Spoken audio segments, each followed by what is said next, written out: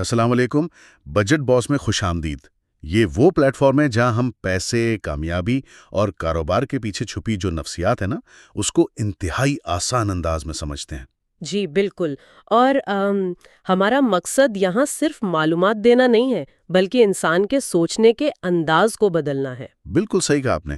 اچھا، فرض کریں کہ ہم ایک ہال میں داخل ہوتے ہیں۔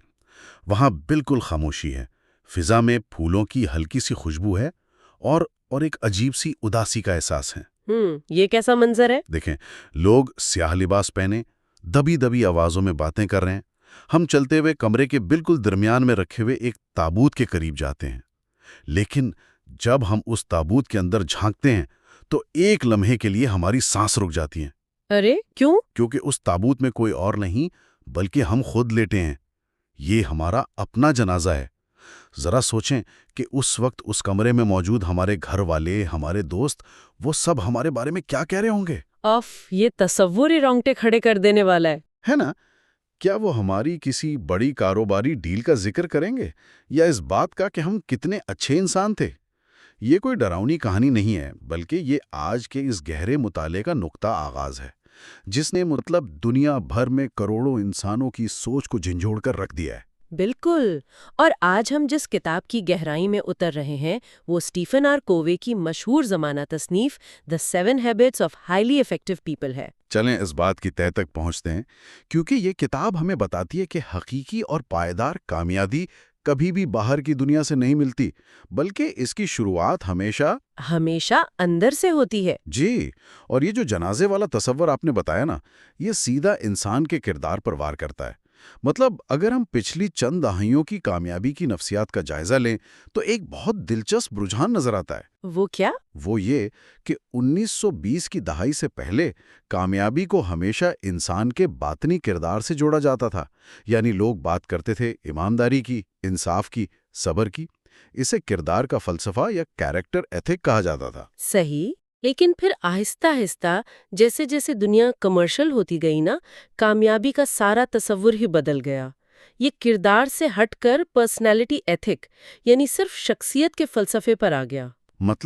لوگ یہ سیکھنے لگے کہ بات کیسے کرنی ہے، مسکرانا کیسے ہے، پبلک ریلیشنز کیسے بنانے ہیں۔ بالکل، یہ سب ظاہری خول تھے۔ اسٹیفن کووے کا سب سے بڑا کارنامہ ہی یہ ہے کہ انہوں نے دنیا کو واپس اس بنیادی سچائی کی طرف موڑا کہ اگر بنیاد ہی کھوکھلی ہے، اگر کردار ہی مضبوط نہیں ہے تو ظاہری شخصیت کے پینٹ اور پالش سے بنائی گئی عمارت زیادہ دیر کھڑی نہیں رہ سکتی۔ یہ بات سمجھ میں تو آتی ہے، لیکن یہاں ایک الجھن بھی ہے۔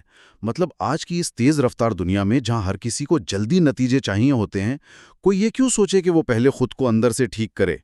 یہ بہت عام سوال ہے۔ یعنی ہم سیدھا اس بات پر کیوں نہیں آتے کہ ایک بہترین لیڈر کیسے بنا جائے، یا کسی میٹنگ میں اپنی بات کیسے منوائی جائے؟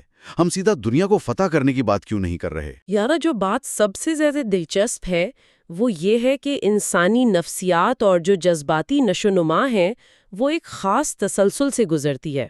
آپ اسے ایک سفر کہہ لیں۔ اچھا۔ جب کوئی انسان پیدا ہوتا ہے تو وہ مکمل طور پر انحصاری کی حالت میں ہوتا ہے، یعنی وہ اپنی ہر ضرورت کے لیے دوسروں کا محتاج ہوتا ہے۔ پھر وہ آہستہ آہستہ خود مختاری کی طرف بڑھتا ہے، یعنی اپنے فیصلے خود کرنے کے قابل ہوتا ہے۔ صحیح بات ہے۔ لیکن ہماری سوسائٹی کا المیہ یہ ہے کہ ہم نے اسی خود مختاری کو ہی حتمی منزل سمجھ لیا ہے، جبکہ کووے کہتے ہیں کہ خود مختاری آخری منزل نہیں ہے۔ ارے تو پھر آخری منزل کیا ہے؟ اس سے بھی ایک اونچا درجہ ہے جسے باہمی انحصاری یا انٹر ڈیپینڈنس کہا جاتا ہے، یعنی یہ سمجھنا کہ ہم مل جل کر ایک دوسرے کے ساتھ تعاون کر کے اکیلے کی نسبت کہیں زیادہ بڑا کام کر سکتے ہیں۔ ٹیم ورک کی طرح۔ بالکل، لیکن، اور یہ ایک بہت بڑا لیکن ہے، کوئی بھی انسان اس وقت تک دوسروں کے ساتھ مل کر کوئی زبردست کام نہیں کر سکتا جب تک وہ خود اندر سے مکمل طور پر خود مختار نہ ہو۔ ہم دو کچے دھاگوں کو ملا کر ایک مضبوط رسی تو نہیں بنا سکتے نا۔ کیا بات ہے! تو گویا اسے ہم ایک درخت کی تشبیہ دے سکتے ہیں۔ ہم پتوں پر، شاخوں پر جتنا مرضی سبز رنگ کر لیں یا ان پر مصنوعی پھل لٹکا دیں، وہ وقتی طور پر تو اچھے لگیں گے، لیکن جب تک جڑیں مضبوط نہیں ہوں گی، مٹی سے اصلی خوراک نہیں ملے گی، تب تک اصل پھل نہیں آئے گا۔ یعنی ظاہری شخصیت وہ پتے ہے اور کردار وہ جڑ ہے۔ بالکل ایسے ہی ہے۔ تو اس سب کا آخر مطلب کیا ہے؟ مطلب وہ پہلا قدم کون سا ہے جو ہمیں اس جڑ کو مضبوط کرنے کے لیے اٹھانا ہوگا، جسے ہم پرائیویٹ وکٹری یا اندرونی تبدیلی کہتے ہیں؟ اس جڑ تک پہنچنے کا جو سب سے پہلا قدم ہے نا، وہ یہ تسلیم کرنا ہے کہ ہر انسان اپنی زندگی کا خود تخلیق کار ہے۔ یہ پہلی عادت ہے جسے کتاب میں بی پرو ایکٹیو کہا گیا ہے۔ پرو ایکٹیو عام کارپوریٹ لوگ اس کا مطلب یہ لیتے ہیں کہ کسی کام میں پہل کر لینا یا آگے بڑھ کر کام کرنا۔ جی، عام فہم مطلب تو یہی ہے، لیکن نفسیاتی سطح پر اس کا مطلب بہت گہرا ہے۔ اس کا مطلب ہے اپنے حالات اور اپنے رد عمل کی مکمل ذمہ داری لینا۔ عام طور پر لوگ کیا کرتے ہیں؟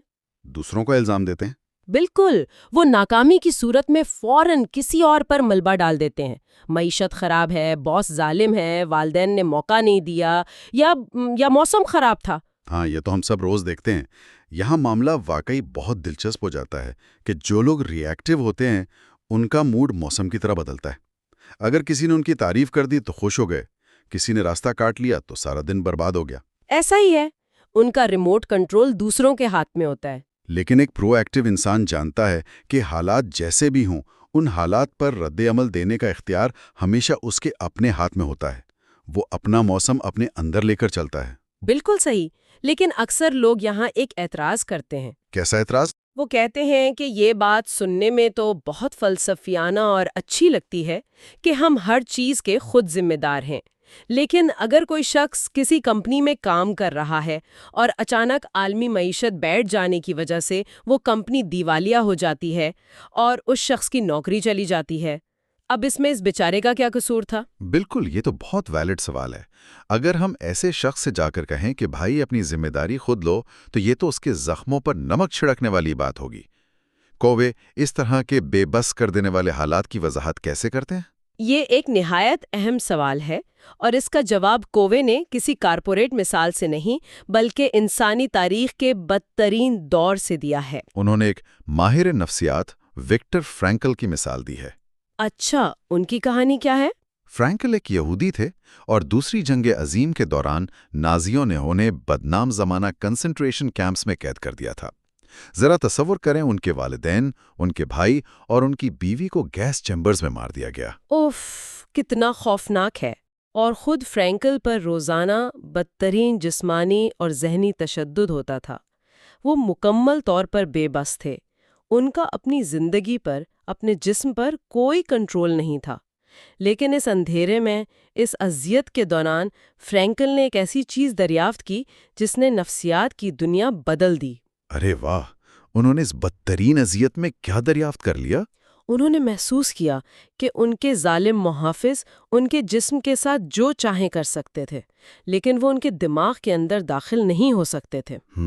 فرینکل نے یہ گہرا راز پا لیا کہ کسی بھی بیرونی واقعے یعنی سٹیمولس اور انسان کے جوابی عمل یعنی رسپانس کے درمیان ایک چھوٹا سا وقفہ ہوتا ہے۔ ایک وقفہ؟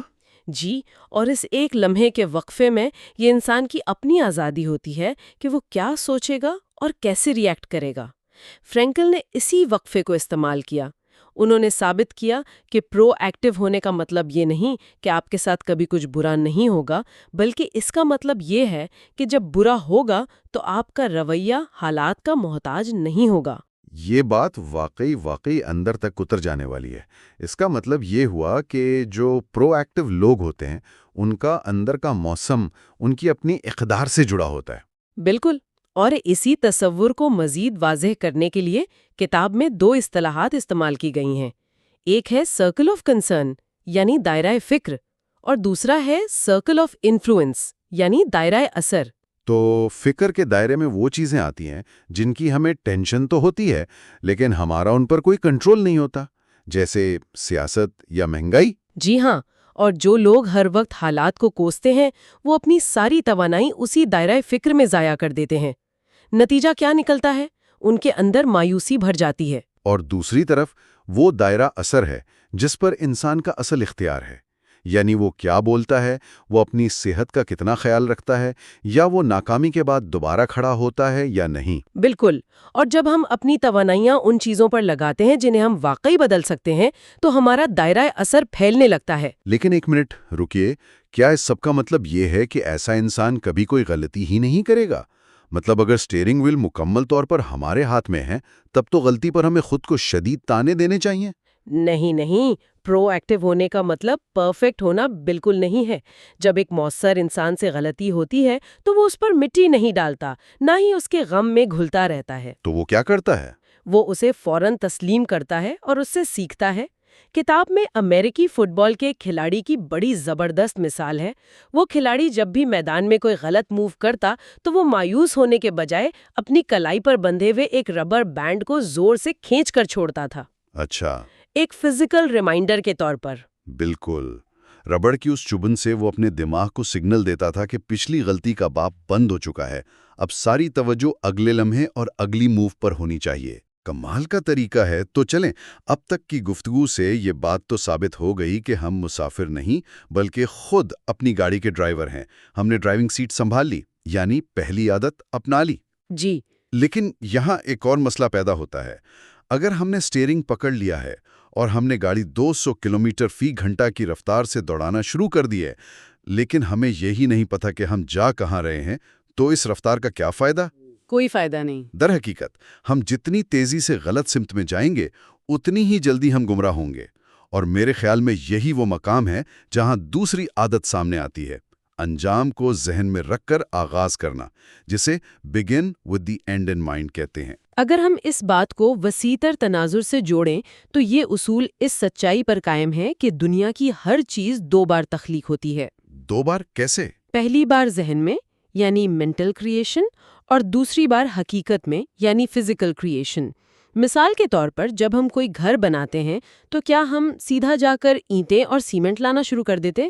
ظاہر ہے نہیں، سب سے پہلے اس کا نقشہ کاغذ پر یا ذہن میں بنتا ہے۔ بالکل، ہم سوچتے ہیں کہ کھڑکیاں کہاں ہوں گی، دروازہ کیسا ہوگا۔ اگر اس پہلی ذہنی تخلیق میں ہی کوئی خامی ہو تو جو عمارت بنے گی وہ کبھی پائیدار نہیں ہو سکتی۔ صحیح۔ اور یہی وہ سب سے بڑی غلطی ہے جو انسان اپنی زندگی کے ساتھ کرتا ہے۔ وہ گھر بنانے کے لیے تو نقشہ بناتا ہے، لیکن اپنی زندگی کی عمارت بغیر کسی نقشے کے روزمرہ حالات کے رحم و کرم پر چھوڑ دیتا ہے۔ اور یہی بات مجھے اس جنازے والے تصور سے جوڑتی ہے جس کا ہم نے شروع میں ذکر کیا تھا۔ وہ جنازہ دراصل ہماری زندگی کی حتمی دماغی تخلیق ہی تو ہے۔ جب ہم یہ طے کر لیتے ہیں کہ ہمارے مرنے کے بعد لوگ ہمیں کس طرح یاد رکھیں تو ہمارے لیے آج کا دن جینا آسان ہو جاتا ہے۔ بالکل ایسا ہی ہے۔ اس سے مجھے کامیابی کی سیڑھی والی وہ مشہور تشبیہ یاد آتی ہے۔ ہوتا کیا ہے کہ ایک انسان دن رات محنت کرتا ہے، وہ اوور ٹائم لگاتا ہے، اپنی صحت تباہ کر لیتا ہے، صرف اس لیے کہ اسے کامیابی کی سیڑھی چڑھنی ہے۔ ہاں، اور پھر ہوا اس سیڑھی کے سب سے اوپر پہنچتا ہے، تب اسے احساس ہوتا ہے کہ ارے یہ سیڑھی تو غلط دیوار کے ساتھ لگی ہوئی تھی۔ آئے، یہ کتنا تکلیف دہ احساس ہے۔ بالکل۔ اس نے دولت تو کما لی، لیکن اس کے رشتے، اس کے بچے اس سے دور ہو گئے۔ محض مصروف رہنے اور مؤثر ہونے میں واقعی بہت بڑا فرق ہے۔ اگر منزل کا ہی علم نہیں تو کوئی بھی راستہ درست نہیں ہو سکتا۔ یہ واقعی ایک المیہ ہے۔ صرف مصروف رہنا کامیابی کی ضمانت نہیں ہے۔ یہی وجہ ہے کہ یہ دوسری عادت ہمیں اپنا ایک ذاتی مشن سٹیٹمنٹ بنانے پر زور دیتی ہے۔ ذاتی مشن سٹیٹمنٹ یعنی اپنا پرسنل ویژن؟ جی، ایک ایسا بیان جو ہمارے اصولوں، ہماری اقدار اور ہماری زندگی کے مقاصد کی عکاسی کرے۔ یہ ایک قطب نما یعنی کمپس کا کام کرتا ہے۔ دنیا کتنی بھی تیزی سے کیوں نہ بدل رہی ہو، اگر انسان کے اندر ایک ایسا مرکز موجود ہے جو نہیں بدلتا تو وہ کبھی راستہ نہیں بھٹکتا۔ وہ اپنے فیصلے حالات کے دباؤ میں آ کر نہیں کرتا، بلکہ اس بنیاد پر کرتا ہے کہ کیا یہ فیصلہ اسے اس کی منزل کے قریب لے جا رہا ہے یا دور۔ زبردست۔ تو اب ہمارے پاس 2 چیزیں آ گئیں۔ ہم نے یہ مان لیا کہ ہم حالات کے نہیں بلکہ اپنے فیصلوں کے تابع ہیں، یہ ہو گئی پہلی عادت، اور دوسرا یہ کہ ہم نے اپنی زندگی کا ایک واضح نقشہ اور مقصد بنا لیا۔ بالکل۔ تو اب اگلا مرحلہ آتا ہے اس نقشے پر حقیقت کی عمارت کھڑی کرنے کا، روزمرہ کی بنیاد پر اس پر عمل کرنے کا۔ یہ ہے تیسری عادت، اہم کاموں کو ترجیح دینا، یعنی پٹ فرسٹ تھنگز فرسٹ۔ جی، لیکن مسئلہ یہ ہے کہ جب ترجیحات کی بات آتی ہے تو لوگ اسے روایتی ٹائم مینجمنٹ سمجھ لیتے ہیں۔ وہ کیلنڈرز، ڈائریاں اور ٹو ڈو لسٹیں بنانا شروع کر دیتے ہیں۔ یہ عادت اس روایتی اپروچ سے مختلف کیسے ہے؟ دیکھیں، یہ صرف وقت کو مینج کرنے کی بات نہیں ہے، بلکہ یہ خود کو مینج کرنے کی بات ہے۔ اگر دوسری عادت یعنی ویژن طے کرنا لیڈرشپ تھا تو یہ تیسری عادت مینجمنٹ ہے۔ اچھا، لیڈرشپ اور مینجمنٹ کا فرق؟ جی، لیڈرشپ یہ فیصلہ کرتی ہے کہ کون سی چیزیں زندگی میں پہلے نمبر پر آنی چاہیے، اور مینجمنٹ اس بات کو یقینی بناتی ہے کہ وہ چیزیں واقعی پہلے نمبر پر ہی رہیں۔ صحیح۔ اس کو سمجھنے کے لیے کتاب میں ایک بہت ہی مشہور ٹائم مینجمنٹ میٹرکس دیا گیا ہے۔ یہ ہمارے روزمرہ کے کاموں کو دو بنیادوں پر پرکھتا ہے۔ پہلا یہ کہ وہ کام کتنا اہم ہے، اور دوسرا یہ کہ وہ کتنا فوری یا ارجنٹ ہے۔ اور ان کی بنیاد پر وہ 4 خانے یا کوارڈرنٹس بنتے ہیں، ہے نا؟ بالکل۔ تو اس سب کا آخر مطلب کیا ہے؟ اگر ہم ان خانوں کو دیکھیں تو پہلا خانہ وہ ہے جس میں ایسے کام ہیں جو انتہائی اہم بھی ہیں اور فوری بھی ہیں، جیسے خدا نخواستہ کوئی میڈیکل ایمرجنسی آ گئی یا آج رات کسی پروجیکٹ کی ڈیڈ لائن ہے۔ یہ تو وہ آگ ہے جسے بجھانا ہی پڑتا ہے۔ جی بالکل، وہاں تو آپ کے پاس چوائس نہیں ہوتی۔ اور ایک چوتھا خانہ وہ ہے جو نہ اہم ہے اور نہ ہی فوری، جیسے گھنٹوں بیٹھ کر فون پر بے مقصد سکرولنگ کرنا۔ یہ تو خالصتاً وقت کا ضیاع ہے۔ اصل جنگ تو میرا خیال ہے دوسرے اور تیسرے خانے کے درمیان ہوتی ہے نا؟ آپ نے بالکل صحیح نشاندہی کی، اور یہی وہ جگہ ہے جہاں انسان سب سے بڑا دھوکہ کھاتا ہے۔ تیسرا خانہ ان کاموں کا ہے جو فوری تو ہوتے ہیں لیکن وہ ہماری زندگی کے لیے اہم بالکل نہیں ہوتے۔ جیسے اچانک بجنے والی کوئی فون کال یا کسی اور کا کوئی ایمرجنسی کام جو وہ آپ کے سر تھوپ دے۔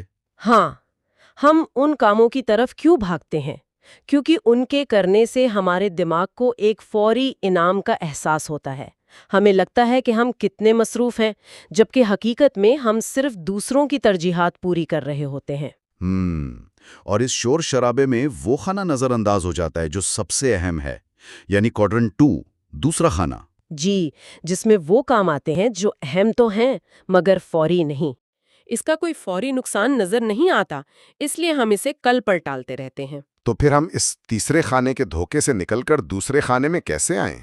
اس سے نکلنے کا واحد طریقہ یہ ہے کہ انسان کو نہیں کہنا آئے، اور یہاں واپس پچھلا اصول کام آتا ہے۔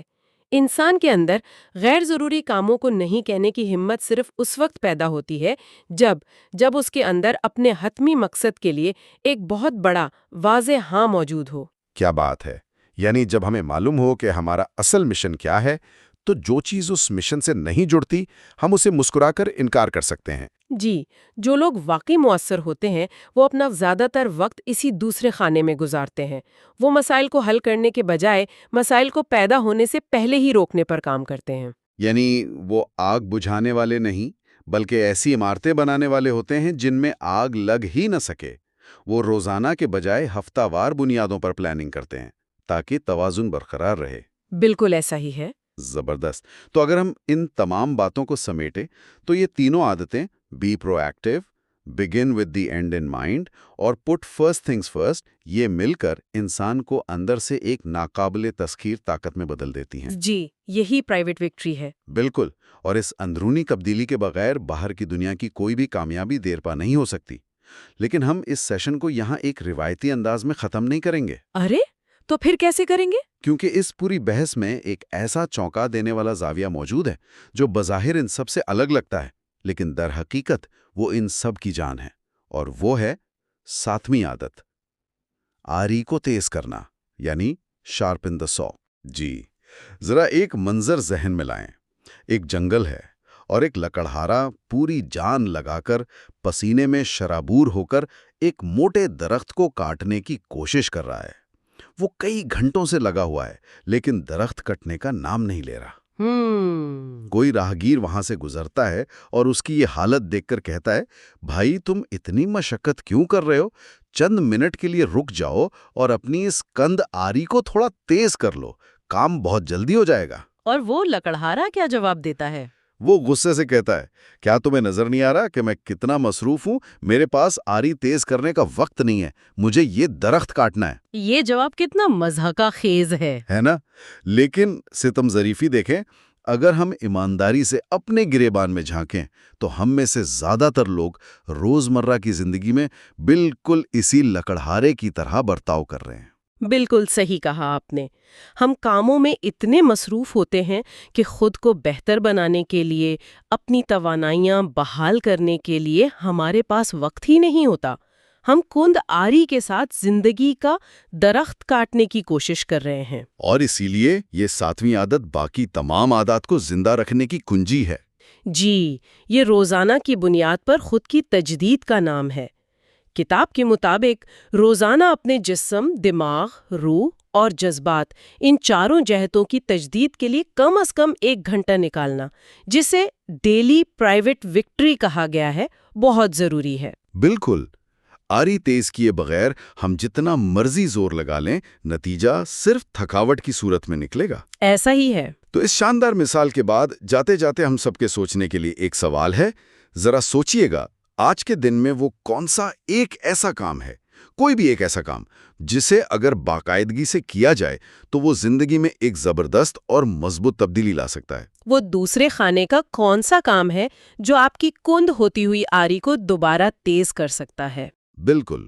یاد رکھیے، کسی بھی علم کو صرف جان لینا اور پھر اس پر عمل نہ کرنا دراصل نہ جاننے کے ہی برابر ہے. اپنی آری کو تیز کرتے رہیے اور اس اندرونی تبدیلی کو کھوجتے رہیے جو دنیا کو فتح کرنے سے پہلے خود کو فتح کرنے سے شروع ہوتی ہے. بہت شکریہ.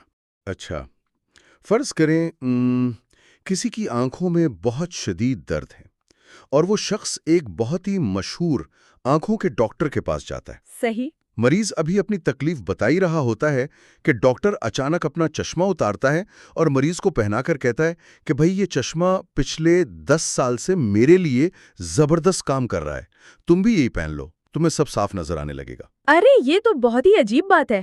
مریض تو گھبرا جائے گا. بالکل. اور ظاہر ہے اس چشمے سے مریض کو مزید دھندلا نظر آنے لگتا ہے. لیکن جب وہ شکایت کرتا ہے تو ڈاکٹر الٹا غصے سے کہتا ہے کہ تم کتنے ناشکرے ہو، تھوڑی مثبت سوچ رکھو اور کوشش تو کرو. مطلب جسمانی طور پر دیکھا جائے تو یہ حرکت انتہائی احمقانہ لگتی ہے. کوئی بھی شخص ایسے پاگل ڈاکٹر کے پاس دوبارہ جانا پسند نہیں کرے گا. بالکل نہیں. لیکن حیرت کی بات یہ ہے کہ ہم اپنے جذباتی رشتوں میں اپنے دوستوں، خاندان اور ساتھیوں کے ساتھ روزانہ یہی احمقانہ حرکت کرتے ہیں. ہم اکثر لوگوں کا اصل مسئلہ سمجھے بغیر محض اپنے تجربات کا چشمہ انہیں پہنانے کی کوشش کرتے ہیں اور پھر حیران ہوتے ہیں کہ ہمارے رشتے ناکام کیوں ہو رہے ہیں. بالکل ایسا ہی ہے. تو آئیے آج کے اس تفصیلی جائزے میں اسی بات کو غور سے دیکھتے ہیں. آج ہمارے پاس کچھ نہایت دلچسپ ریسرچ، کیس سٹڈیز اور لیڈرشپ کی کلاسک کتابوں کا نچوڑ موجود ہے. اور ہمارا آج کا مشن یہ سمجھنا ہے کہ انسان کیسے پرائیویٹ وکٹری، مطلب اپنی ذات پر قابو پانے کے بعد پبلک وکٹری یا دوسروں کے ساتھ کامیابی کی طرف قدم بڑھاتا ہے. جی، کیونکہ ہم اکثر یہ تو سیکھ لیتے ہیں کہ خود کو کیسے منظم کرنا ہے، لیکن اصل چیلنج یہ ہے کہ یہ زندگی کوئی مقابلہ نہیں بلکہ باہمی تعاون کا نام ہے. ہم لوگوں کے ساتھ مل کے بڑی کامیابیاں کیسے حاصل کر سکتے ہیں؟ یہ واقعی ایک بہت اہم مشن ہے. اگر ہم اسے ذرا بڑی تصویر سے جوڑ کر دیکھیں تو ہمیں یہ سمجھنا ہوگا کہ سچا باہمی انحصار، جسے ہم انٹرڈیپینڈنس کہتے ہیں، وہ تبھی ممکن ہے جب انسان اندر سے مکمل طور پر خود مختار ہو، یعنی اس کی انڈیپینڈنس مضبوط ہو.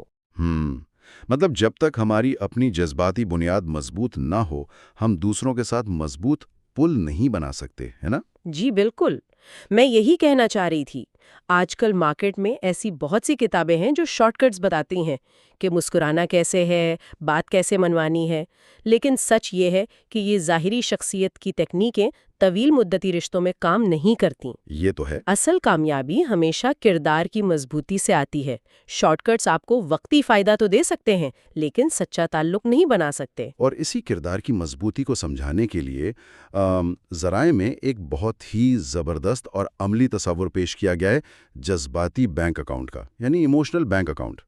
یہ بہت دلچسپ تصور ہے. اب ہم سب کو پیسوں والے بینک اکاؤنٹ کا تو پتہ ہے، جہاں ہم رقم جمع کراتے ہیں تاکہ ضرورت پڑنے پر نکال سکیں. لیکن انسانی رشتوں میں یہ تصور کیسے کام کرتا ہے؟ مطلب سچ بتاؤں تو یہ تھوڑا سا عجیب نہیں لگتا کہ ہم رشتوں کو بینک اکاؤنٹ کہہ رہے ہیں؟ یہ تشبیہ سننے میں شاید تھوڑی کاروباری ضرور لگے، لیکن نفسیاتی سطح پر ہم انسان بالکل ایسے ہی کام کرتے ہیں. بس فرق یہ ہے کہ اس اکاؤنٹ کی کرنسی پیسہ نہیں بلکہ بھروسہ ہے، ٹرسٹ ہے. अच्छा, यानी हम पैसे के बजाय भरोसा जमा करते हैं। बिल्कुल। जब हम किसी के साथ इज्जत, ईमानदारी और मोहब्बत से पेश आते हैं, जब हम उनकी छोटी छोटी बातों का ख्याल रखते हैं, तो दरअसल हम उनके जज्बाती बैंक अकाउंट में भरोसा डिपॉजिट कर रहे होते हैं। और निकालते कब हैं? जब हम किसी की बात नहीं सुनते, उनकी तौहीन करते हैं या वादा खिलाफी करते हैं, तो हम उस अकाउंट से भरोसा निकाल रहे होते हैं, यानी विड्रॉ कर रहे होते हैं। तो इसका मतलब है कि अगर अकाउंट में भरोसा काफी ज्यादा है तो छोटी मोटी गलतियों से रिश्ता नहीं टूटता? बिल्कुल ऐसा ही है। अगर आपका बैलेंस ज्यादा है तो आपकी किसी बात से अगर दूसरे को तकलीफ भी हो तो वो उसे नजरअंदाज कर देगा, क्योंकि वो जानता है कि आपका इरादा बुरा नहीं था। क्योंकि क्रेडिट मौजूद है। जी। लेकिन अगर अकाउंट खाली है या माइनस में चल रहा है तो आपकी हर बात का गलत मतलब निकाला जाएगा। आपको हर लफ्ज तोल कर बोलना पड़ेगा। वहां सिर्फ टेंशन होगी और भरोसे के इस जखीरे के बगैर कोई भी बड़ी अवामी कामयाबी मुमकिन ही नहीं हो सकती। ये बात बहुत मंतकी लगती है। लेकिन एक मिनट, फर्ज करें हमने भरोसा कायम कर लिया, अकाउंट भरा हुआ है। अब सवाल ये पैदा होता है कि हम उस भरोसे का करते क्या हैं? सही सवाल है। मतलब हम मामलात को आगे कैसे बढ़ाते हैं? कि हम हमेशा सिर्फ अपना फायदा देखते हैं या कुछ और? क्योंकि हमारे जराए जिस पहली अहम आदत की बात करते हैं वो है दोनों का फायदा सोचना, यानी थिंक विन विन। जी, और यहीं से इंसानी रवैयों के मुख्तलिफ पैराडाइम्स या कह लें कि सूझ के नमूने सामने आते हैं। बचपन ही से हमारे जहनों में एक मुकाबलाबाजी बिठा दी जाती है। हाँ, वो फर्स्ट आने वाली दौड़। बिल्कुल। हम अक्सर मैं जीतूं तुम हारो यानी विन लूज के शिकंजे में फंसे रहते हैं। क्लास में फर्स्ट आना है तो बाकी सबको पीछे छोड़ना होगा। खेल के मैदान में एक जीतेगा तो दूसरा हारेगा, जिसे रिसर्चर्स किल्लत की सोच या स्कार्सिटी मेंटालिटी कहते हैं। किल्लत की सोच, यानी जैसे वसाइल कम हैं और छीनने पड़ेंगे। बिल्कुल। ये वो वहम है कि दुनिया एक केक की तरह है। अगर किसी दूसरे ने बड़ा टुकड़ा ले लिया तो मेरे लिए कम बचेगा। इस सोच के हामिल लोग दूसरों की कामयाबी से अंदर ही अंदर हसद महसूस करते हैं। अरे, ये तो बहुत आम सी बात है। जी, उन्हें लगता है कि कामयाबी कोई महदूद चीज है जिसका कोटा मुकर्रर है। सच बताऊं तो ये सोच हमारी कॉर्पोरेट दुनिया और अमली जिंदगी में बहुत आम है, और एक हद तक लोग इसे हकीकत पसंद आना भी मानते हैं। मतलब क्या मुकाबले के फिजा से ही लोग मेहनत नहीं करते? क्या ये वन वन वाली बात सिर्फ किताबी बातें नहीं है? ये एक बहुत आम गलतफहमी है। अगर हम वाकई कामयाब और बड़े विजन वाले लोगों को देखें तो वो इस किल्लत की सोच पर यकीन नहीं रखते।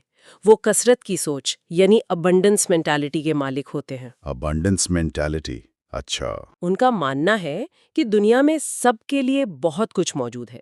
एक की जीत का मतलब दूसरे की हार कतई नहीं है। वो केक के टुकड़े पर नहीं लड़ते, वो मिलकर केक का साइज बड़ा करने पर यकीन रखते हैं। वाह, ये बड़ा अच्छा तस्वर है। और इसीलिए वो हमेशा विन विन की सूरत हाल तलाश करते हैं जहां दोनों फरीकों का फायदा हो। और अगर ऐसा मुमकिन ना हो तो वो एक तीसरा ऑप्शन इस्तेमाल करते हैं। वो तीसरा ऑप्शन क्या है? विन विन या नो डील। यानी या तो हम ऐसा रास्ता निकालेंगे जिसमें हम दोनों का फायदा हो, वरना हम हंसी खुशी ये मामला यहीं खत्म कर देंगे, लेकिन एक दूसरे को नुकसान नहीं पहुंचाएंगे। लेकिन ये इतना सीधा नहीं है। मुझे ज़राए में मौजूद वो कहानी याद आ रही है जिसमें एक रिटेल स्टोर के सदर ने एक शॉपिंग मॉल के मालिकान के साथ लीज के मुआहदे पर बातचीत की थी। हाँ, वो मॉल वाली कहानी। जी। इस सदर ने सोचा कि वो बहुत वज़ादार है, वो वन वन करेगा। उसने बहुत नरमी दिखाई, बहुत लचक का मुजाहिरा किया। नतीजा क्या निकला? मालिकान ने इसकी इस शराफत का फ़ायदा उठाया, उसे दबा लिया और उसे बहुत नुकसानदेह शराइत माननी पड़ी। बिल्कुल, वो शख्स तो बर्बाद हो गया। तो क्या वन वन का असल मतलब सिर्फ अच्छा और नरम होना है? क्योंकि अगर ऐसा है तो ये दुनिया तो बंदे को कच्चा चबा जाएगी। ये सवाल दरअसल इस पूरे तस्वुर की जान है। इस वाक़ये में इस सदर ने वन वन का रास्ता नहीं अपनाया था, बल्कि इसने लूज वन का रास्ता अपनाया था। लूज वन, यानी मैं हारूं तुम जीतो? बिल्कुल। उसने लूज वन किया और महज अपने दिल को तसल्ली देने के लिए उसे वन वन का नाम दे दिया। ये बहुत बड़ा धोखा है जो हम अक्सर खुद को देते हैं। अच्छा, तो फिर असल वन वन क्या है? अगर वो नरमी नहीं है तो क्या है? सच्चा वन वन बनने के लिए किरदार के अंदर एक बहुत ही नाजुक तवाजुन दरकार होता है, जिसे हम हौसले और लिहाज का तवाजुन कहते हैं। Balance between courage and consideration. हौसला और लिहाज, इसे थोड़ा और खोल कर बताएं। देखें, اگر آپ میں دوسروں کا لحاظ تو بہت زیادہ ہے، مگر اپنی بات منوانے یا اپنے حق کے لیے کھڑے ہونے کا حوصلہ نہیں ہے، تو آپ ہار جائیں گے اور دوسرا جیت جائے گا، یعنی لوز ون۔ یہ تو بزدلی ہے۔ صحیح، یہ تو نقصان دہ ہے۔ اور اس کے برعکس، اگر آپ میں حوصلہ بہت ہے، آپ ڈٹ کر بات کر سکتے ہیں، لیکن آپ میں دوسروں کے جذبات یا ضروریات کا لحاظ نہیں ہے، تو آپ زبردستی اپنی بات منوائیں گے اور دوسرا ہارے گا۔ یہ ون لوز ہے، یہ آمیریت ہے۔ یعنی ہمت ہے لیکن پرواہ نہیں ہے۔ جی، سچا ون ون تب ہوتا ہے جب آپ میں دوسروں کی ضروریات کو سمجھنے کا پورا لحاظ ہو، لیکن ساتھ ہی ساتھ اپنی ضروریات اور حقوق کا دفاع کرنے کا بھرپور حوصلہ بھی ہو۔ اپنا حق نہ چھوڑنا اور دوسرے کا حق نہ مارنا، یہ کوئی کمزوری نہیں بلکہ سخت ترین طاقت ہے۔ ارے واہ، یہ واقعی ایک طاقتور زاویہ ہے۔ لیکن یہاں ایک اور مسئلہ کھڑا ہوتا ہے۔ وہ کیا؟ ہم یہ ون ون والا راستہ تب تک تلاش ہی نہیں کر سکتے جب تک ہمیں یہ معلوم ہی نہ ہو کہ سامنے والے کے نزدیک دراصل جیت کا مطلب کیا ہے، اسے چاہیے کیا۔ اور یہ جاننے کا صرف ایک ہی طریقہ ہے کہ ہم سنیں۔ بالکل۔ لیکن مسئلہ یہ ہے کہ جیسا کہ ہمارے آنکھوں کے ڈاکٹر والے واقعے سے ظاہر ہے، ہم سنتے ہی غلط طریقے سے ہیں، اور یہی ہمیں اس سفر کی اگلی منزل یعنی 5ویں عادت کی طرف لے جاتا ہے۔ پہلے سمجھنے کی کوشش کریں، سیک فرسٹ ٹو انڈرسٹینڈ۔ بالکل درست، اور یہی ہم سب سے زیادہ مار کھاتے ہیں۔ انسانی تعلقات کی خرابی کی سب سے بڑی وجہ یہ ہے کہ زیادہ تر لوگ دوسروں کو سمجھنے کے لیے نہیں سنتے۔ تو پھر کس لیے سنتے ہیں؟ وہ صرف جواب دینے کے لیے سنتے ہیں۔ جیسے ہی دوسرا شخص بات کر رہا ہوتا ہے، ہم اپنے ذہن میں جواب تیار کر رہے ہوتے ہیں۔ ہم دوسروں کی زندگیوں، ان کے مسائل اور ان کے دکھوں کو اپنے تجربات سے دیکھتے ہیں۔ ماہرین نفسیات اسے آٹو بایوگرافیکل لسننگ کہتے ہیں۔ یعنی ہم ہر بات کو اپنی کہانی بنا لیتے ہیں۔ بالکل۔ اگر کوئی کہے کہ یار میں اپنی جاب سے بہت تنگ ہوں، تو ہم یہ پوچھنے کے بجائے کہ اسے کیا پریشانی ہے، فوراً کہتے ہیں کہ ہاں یار میری جاب کا بھی یہی حال ہے، میرا باس تو بہت ہی ظالم ہے۔ ہم فوراً گفتگو کو ہائی جیک کر لیتے ہیں۔ جی، ہم تشخیص سے پہلے ہی نسخہ تجویز کرنے لگتے ہیں۔ وہی ڈاکٹر والی بات کہ میری آنکھ کا چشمہ تم پہن لو، یہ کتنی عام سی بات ہے، لیکن ہم اس پر غور نہیں کرتے۔ تو اس کا متبادل کیا ہے؟ ہم اس خود غرضانہ سننے کے عمل سے کیسے نکلیں؟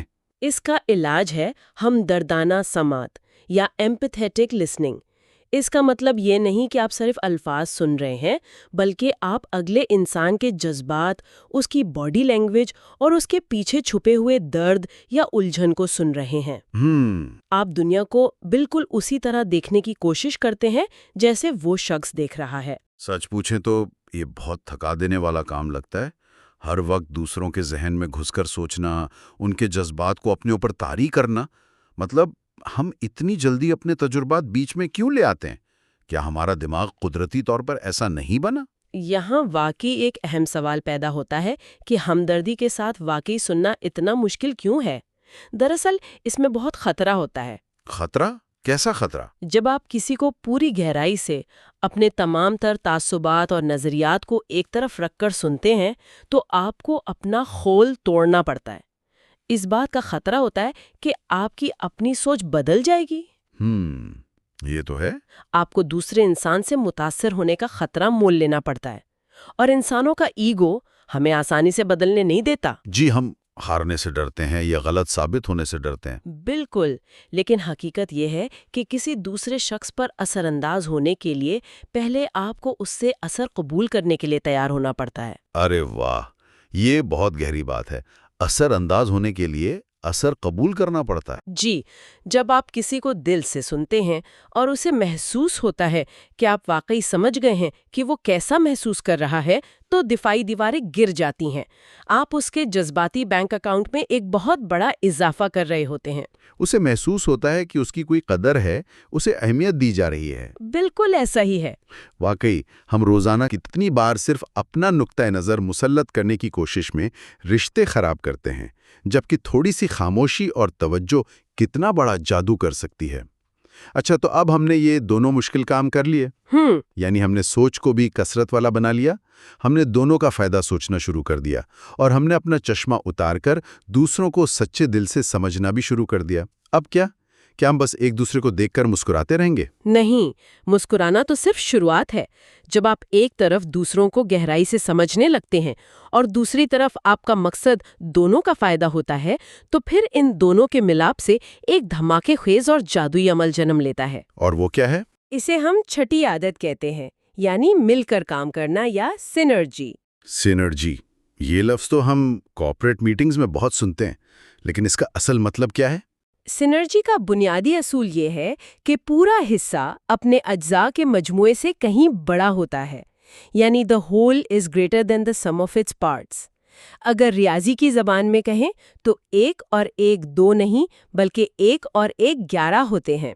یہ سننے میں بڑا متاثر کن ہے، لیکن عملی زندگی میں یہ کیسے کام کرتا ہے؟ کیا اس کا مطلب صرف یہ ہے کہ ہم مل جل کر کام کریں؟ نہیں، مل جل کر کام کرنا تو صرف کوآپریشن ہے۔ سینرجی اس سے بہت آگے کی چیز ہے۔ اس کا اصل راز چھپا ہے اختلافات کی قدر کرنے میں، ویلیوئنگ دی ڈفرینسز۔ اختلافات کی قدر کرنا؟ جی، انسانوں کا ایک بہت بڑا مسئلہ یہ ہے کہ ہم سمجھتے ہیں کہ اگر ہم سب ایک جیسا سوچیں گے، ہمارے خیالات ملتے جلتے ہوں گے، تبھی ہم متحد ہوں گے۔ ہم یکسانیت کو، مطلب ایک جیسا ہونے کو، اتحاد سمجھ لیتے ہیں، لیکن یہ بہت بڑی غلطی ہے۔ یہ تو آپ روایتی سوچ کے بالکل الٹ بات کر رہی ہیں۔ کیا ایک جیسی سوچ ہونے سے کام آسان نہیں ہوتا؟ اختلافات تو تنازعات پیدا کرتے ہیں نا؟ اگر دو لوگوں کی رائے بالکل ایک جیسی ہے تو سچ تو یہ ہے کہ ان میں سے ایک شخص غیر ضروری ہے۔ یہ تو بڑی زبردست بات ہے۔ جی، اختلافات دراصل ایک نعمت ہے، کیونکہ وہ ہمیں وہ زاویہ دکھاتے ہیں جو ہم خود نہیں دیکھ سکتے۔ جب دو مختلف سوچ رکھنے والے لیکن ایک دوسرے کا احترام کرنے والے لوگ ملتے ہیں تو وہ مل کر کوئی ایسی نئی چیز تخلیق کرتے ہیں جو وہ اکیلے رہ کر کبھی نہیں کر سکتے تھے۔ یہ بات واضح کرنے کے لیے ہمارے ذرائع میں دی گئی ایک بہت شاندار مثال موجود ہے۔ ایک شوہر اور بیوی کی کہانی جو اپنی چھٹیاں گزارنے کے لیے منصوبہ بنا رہے تھے۔ ہاں، وہ چھٹیوں والا واقعہ۔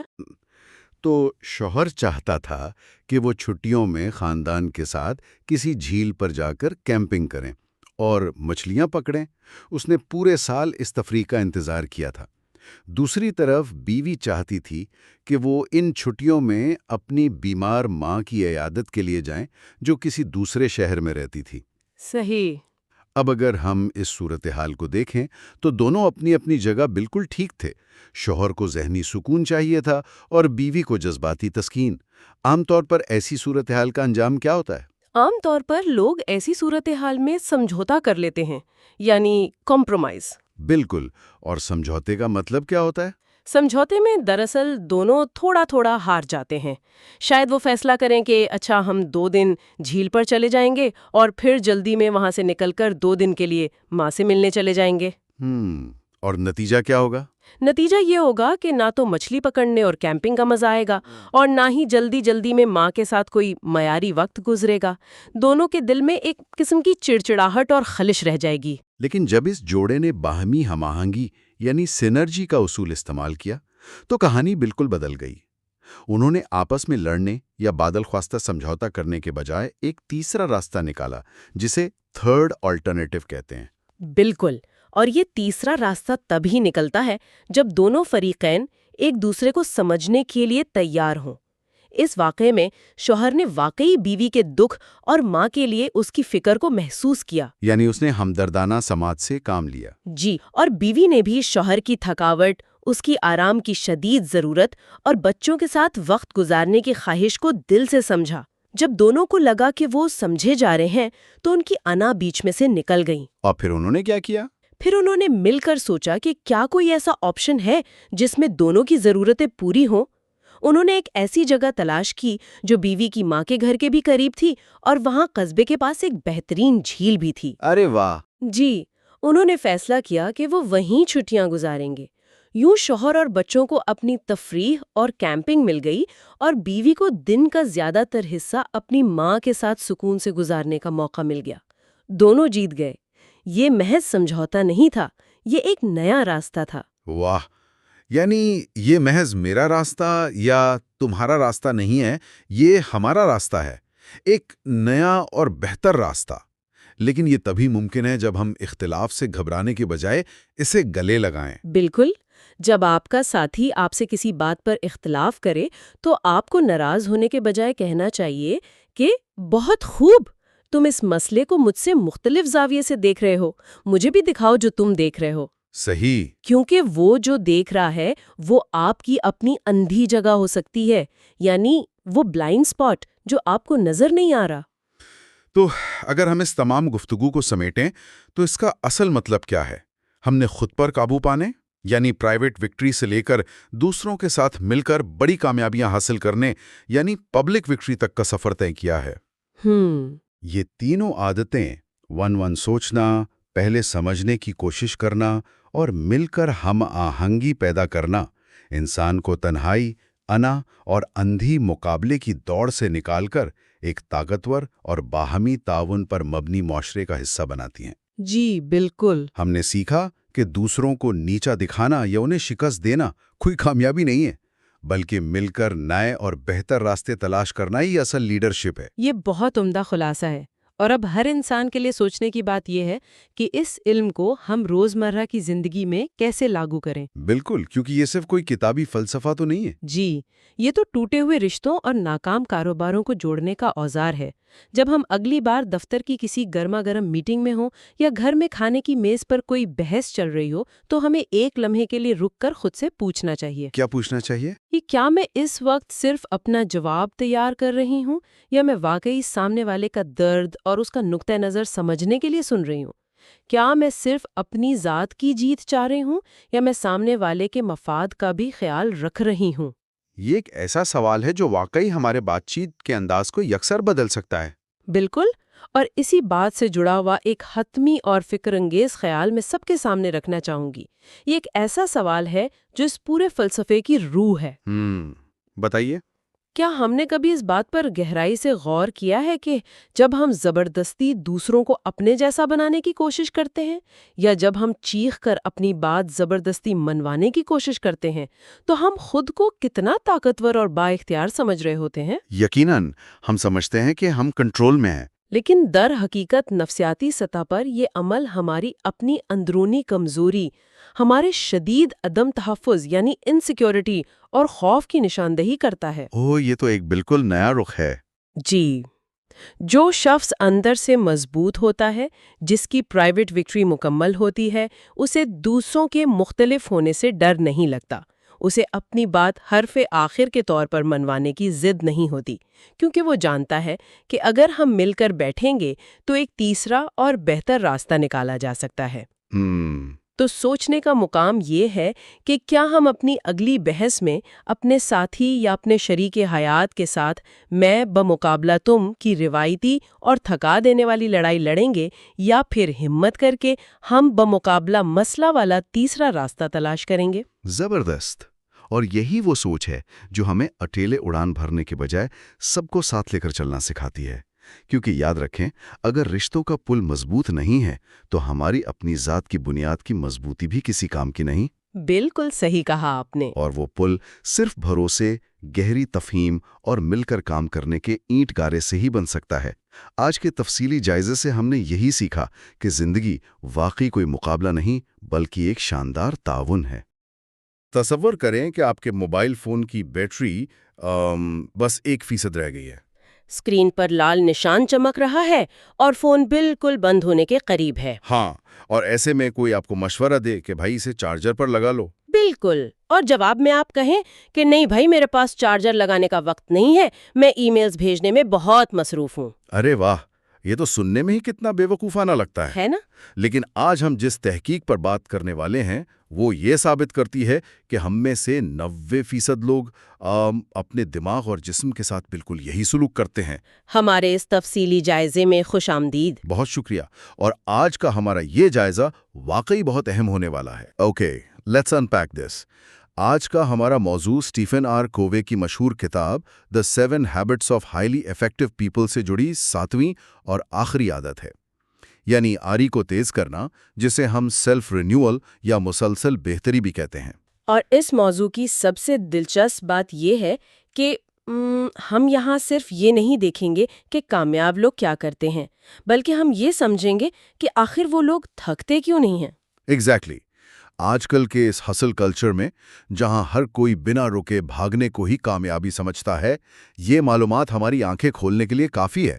ہاں، کیونکہ برن آؤٹ سے بچنے کا راز مزید کام کرنا نہیں ہے، بلکہ اس مشین کی حفاظت کرنا ہے جو وہ کام کر رہی ہے۔ صحیح کہا آپ نے۔ یہی وجہ ہے کہ اگر کوئی واقعی اپنے کیریئر یا اپنی زندگی کو اگلے لیول پر لے جانا چاہتا ہے تو اسے یہ سمجھنا ہوگا کہ کامیابی ایک دن میں نہیں آتی۔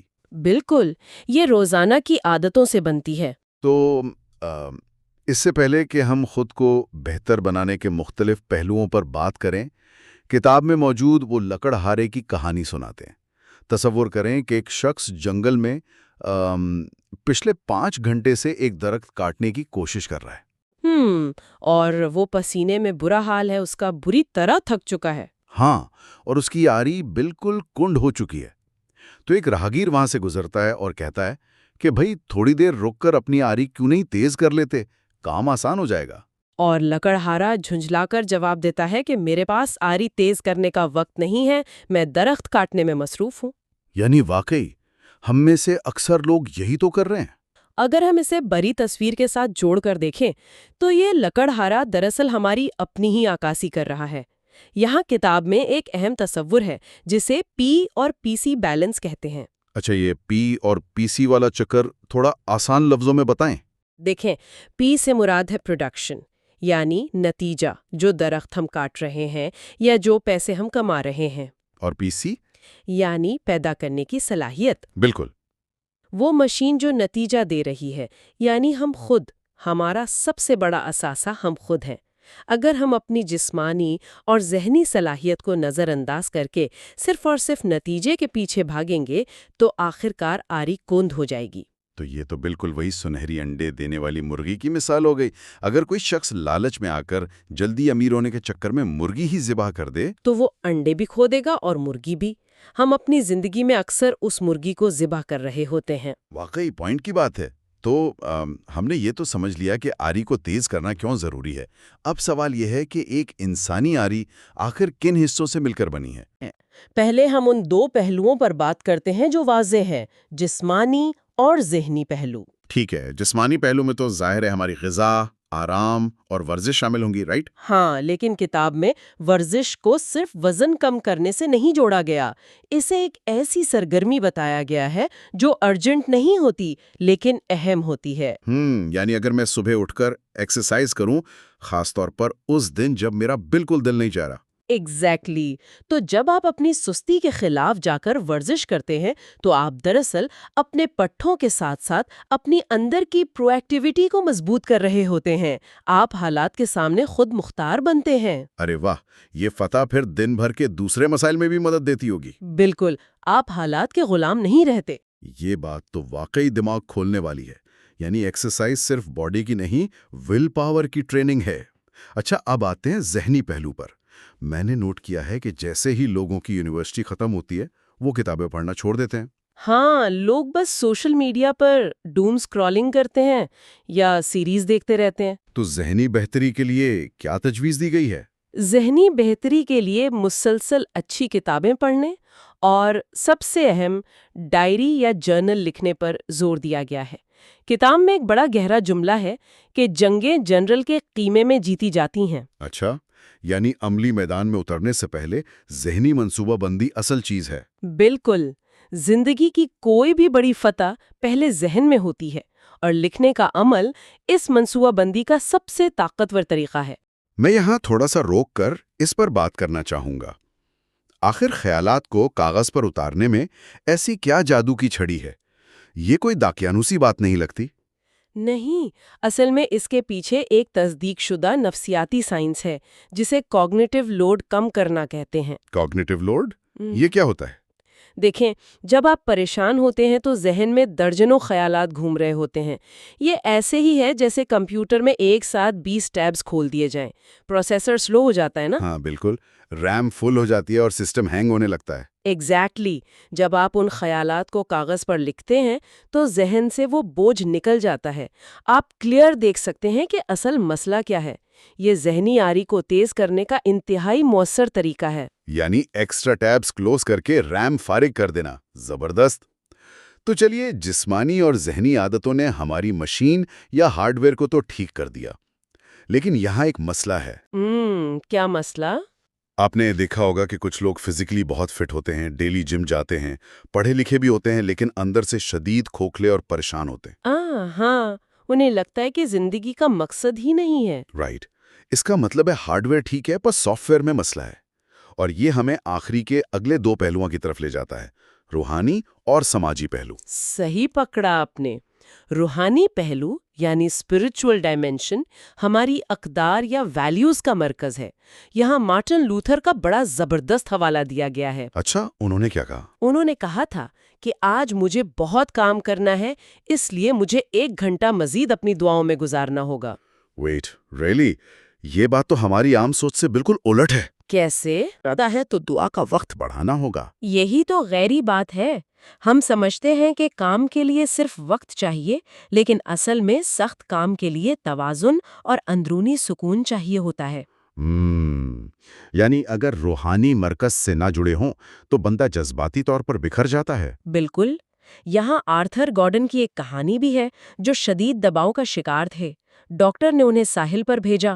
وہاں انہوں نے اپنی پریشانیاں ریت پر لکھیں اور لہروں نے آ کر انہیں مٹا دیا. ارے واہ، اس سے انہیں کیا محسوس ہوا؟ انہیں احساس ہوا کہ مسائل وقتی ہیں. فطرت کے قریب جانا، مراقبہ کرنا، یہ سب ذہن کو ایک وسیع تصویر دکھاتے ہیں. یہ تو واقعی انسان کو اس کے بنیادی وجود سے جوڑنے والی بات ہے۔ اچھا، اب آتے ہیں چوتھے پہلو پر، یعنی سماجی اور جذباتی پہلو۔ ہاں، یہ دونوں آپس میں اس لیے جڑے ہوئے ہیں کیونکہ ہمارے جذبات کا اظہار دوسرے لوگوں کے ساتھ تعلقات میں ہی ہوتا ہے. دوسروں کو سمجھنا، سنرجی پیدا کرنا. اور یہاں ڈاکٹر ہینس سیلیے کی تحقیق کا بھی ذکر ہے نا، کہ لمبی عمر کا راز دوسروں کی خدمت میں ہے۔ بالکل. لیکن مجھے لگ رہا ہے آپ یہاں کوئی سوال اٹھانا چاہتے ہیں. ہاں، میرا ایک براہ راست سوال ہے۔ ایک عام بندہ جو صبح 9 سے شام 5 بجے تک دفتر میں پھنستا ہے، پھر ٹریفک میں پھنستا ہے، اس کے پاس مشکل سے 15 منٹ نکلتے ہیں۔ ٹھیک ہے. اب وہ بیچارہ ایکسرسائز بھی کرے، جرنل بھی لکھے، مراقبہ بھی کرے، اور آپ کہہ رہی ہیں کہ خدمت کے لیے وقت بھی نکالے؟ یہ تو بالکل کتابی باتیں لگتی ہیں۔ یہ ایک بہت پریکٹیکل سوال ہے، لیکن یہاں ایک اہم وضاحت ہے.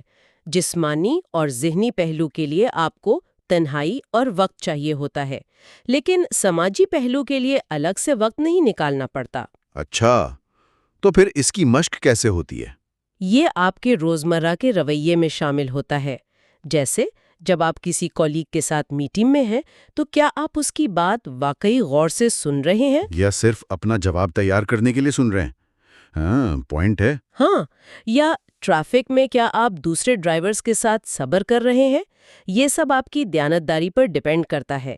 اس کے لیے الگ وقت نہیں، الگ رویہ چاہیے. اچھا، تو یہ کوئی ایکسٹرا ٹاسک نہیں ہے، بلکہ وہی کام بہتر طریقے سے کرنا ہے۔ اب جب چاروں پہلو واضح ہو گئے ہیں تو دیکھتے ہیں کہ انہیں عملی زندگی میں لاگو کیسے کرنا ہے۔ یہاں دی ڈیلی پرائیویٹ وکٹری کا ذکر آتا ہے۔ روزمرہ کی نجی کامیابی. دن میں صرف 1 گھنٹہ ان پہلوؤں کو دینے سے باقی 30 گھنٹے سیٹ ہو جاتے ہیں. اور یہاں پر سنرجی کا کانسیپٹ آتا ہے، یعنی ایک پہلو پر کام کرنے سے دوسرے پہلو خود بخود بہتر ہوتے ہیں۔ بالکل، یہ الگ الگ ڈبے نہیں ہیں. جیسے تصور کریں کہ میں صبح اٹھ کر 3 کلومیٹر بھاگتا ہوں، یہ جسمانی پہلو ہو گیا۔ پھر ایکسرسائز سے خون کی روانی بہتر ہوئی تو ذہن تازہ ہو گیا، یہ آپ کا ذہنی پہلو ہو گیا. ایگزیکٹلی۔ اور کیونکہ میں سٹریس فری ہوں تو ناشتے کی ٹیبل پر فیملی کے ساتھ چڑچڑا نہیں ہوتا، محبت سے ملتا ہوں، تو یہ سماجی پہلو ٹھیک ہو گیا۔ دیکھا، ایک پہلو کی فتح نے دوسرے تمام پہلوؤں پر فتح آسان کر دی. ایک ڈومینو نے باقی سب گرا دیے.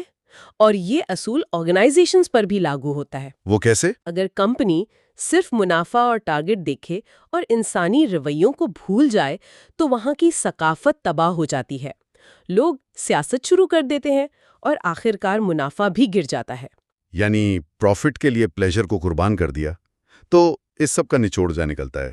کتاب میں اسے دا اپورڈ اسپائرل یعنی اوپر کی طرف جانے والا سرپل کہا گیا ہے، ایک ایسی سیڑھی جس میں 3 قدم ہیں: سیکھنا، عہد کرنا اور عمل کرنا۔ ہاں، لرن، کمٹ اینڈ ڈو۔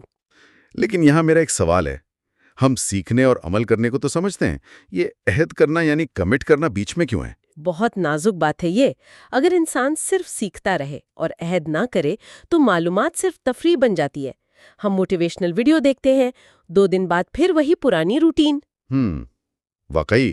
ایسا اس لیے ہوتا ہے کیونکہ ہم نے اسے زندگی کا حصہ بنانے کا پکا ارادہ یا عہد نہیں کیا۔ عہد وہ پل ہے جو سیکھنے کو عمل سے ملاتا ہے۔ یعنی کمٹ کیے بنا آپ سیڑھی پر اگلا قدم نہیں رکھ سکتے۔ یہ گفتگو ہمیں بتاتی ہے کہ حقیقی تبدیلی ہمیشہ اندر سے باہر یعنی انسائیڈ آؤٹ آتی ہے۔ بالکل ٹھیک کہا۔ اگر ہم واقعی اپنے کریئر یا بزنس کو اگلے لیول پر لے جانا چاہتے ہیں تو مسلسل مشین کی طرح کام کرنا کامیابی نہیں ہے، خود کو اپڈیٹ رکھنا اور اپنی تجدید کرنا اصل کامیابی ہے۔ ہاں، اپنی گفتگو کو سمیٹتے ہوئے میں یہاں میڈام دے اسٹیل کا ایک انتہائی طاقتور اقتباس شیئر کروں گی۔